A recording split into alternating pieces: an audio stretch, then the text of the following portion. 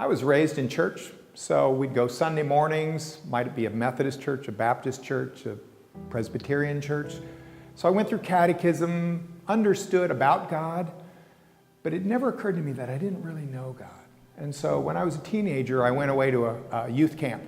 And there I was confronted with the gospel in a way that I'd never really heard before. And in that time, I really surrendered to the Lordship of Jesus Christ in ways that I'd never really done before. So I would say I was born again, received the Spirit of God. But then about a year later, my mom came into this experience she called the baptism of the Holy Spirit. And I began to be curious, what is that? Because I saw my mom getting wound up and passionate about Jesus in ways that was clearly different from what I was used to. So I remember one night coming home from youth group, she started sharing with me, and I realized that while I had the Spirit of God within me, I hadn't yet really surrendered to Him in a full and passionate way. And so I did that, and I asked to be baptized, literally immersed in the Spirit.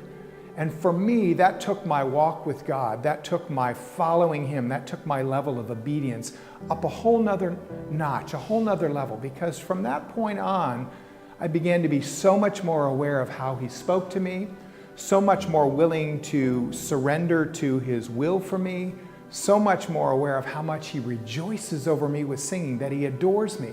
And it's changed the way I live. I think I'm more devoted, I think I'm more passionate, certainly more sensitive to just saying, yes, Lord, when He calls me to do something. It's changed me forever. Are you content with your relationship with God, with your walk with the Lord? Is He someone that's like in the room, but you don't have a lot of conversation with Him? That's kind of the way it was with me. I had God in my life. I had His Spirit, but I wasn't really interacting with Him. I wasn't really responding to Him. And when I became baptized in the Spirit, it was like He came closer. He was already there. And the relationship, the dynamic, the dialogue exploded.